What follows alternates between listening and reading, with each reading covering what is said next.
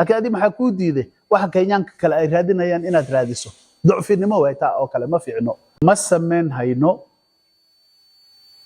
county qoys maan horena waan sheegay county-ga Wajeer waa la wada degan yahay county qoys ma aha Wajeer waa county Soomaalida Wajeer ay degan tahay iyo inta soo raacdayba Wajeer county sida ay tahay wajigeedan ka rabnaa Wajeer South County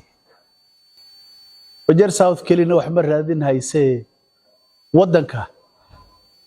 dadka degan oo Kenyaanka oo county badan ka soo jeedo yaa raadin hay ilaa 11 county yaa la raadin hayaa waa waxaan xaq u leenahay hadii aan nahay North Eastern waa waxaan xaq u leenahay hadii aan nahay Wajeer inaan county kala ziyaadsano kalifaad iyadoo way jirinba iyadoo wax ku kalifi kale ay jirin oo dhib ah yaa xaq baan u leenahay in aan wax ziyaadsano mas'uuliyiintii ka soo jeeday koonfurta Wajeer way wada hadleen waxay go'aan gaareen in ay raadiyaan county la yiraahdo Wajeer South County baaxana dhulka waan tilmaamay haddii allana gaarsiyo la helana maxay ahayd county-ga qeybihiisa kale ilaa county-geena waa Wajeer waa 57,000 kilomitir buu ku dhow yahay waxa weeyaan 56,773 kilomitir oo square dhawaay ma yaro county-ga Wajeer marka saa u balaaran sidii loo gooyaba loo gooyo inaan horseed u noqono arinta iyada ah oo waliba ay nagu taageeraan mas'uuliyiinta kale waan hadlamaani hore waxa soo ziyaadaya Wajeer South kale uma ziyaadayaan Wajeer County way u ziyaadayaan waxaan jecelnahay in mas'uuliyiinta hadda joogto iyo kuwii hore oo county-ga laga soo dooran jiray in ay si adag u soo baxaan county-ga ay nala soo dhiciyaan kheyraadkeeda iyo wixii meesha ka imaadana annagoo dhan bay noo dan tahay dad kale in la heli doono county lama hubo oo Wajeerka ah waxa ka fiican ilaa waxaan raadinahaynaa waa wax wanaagsan inay ku biiraan oy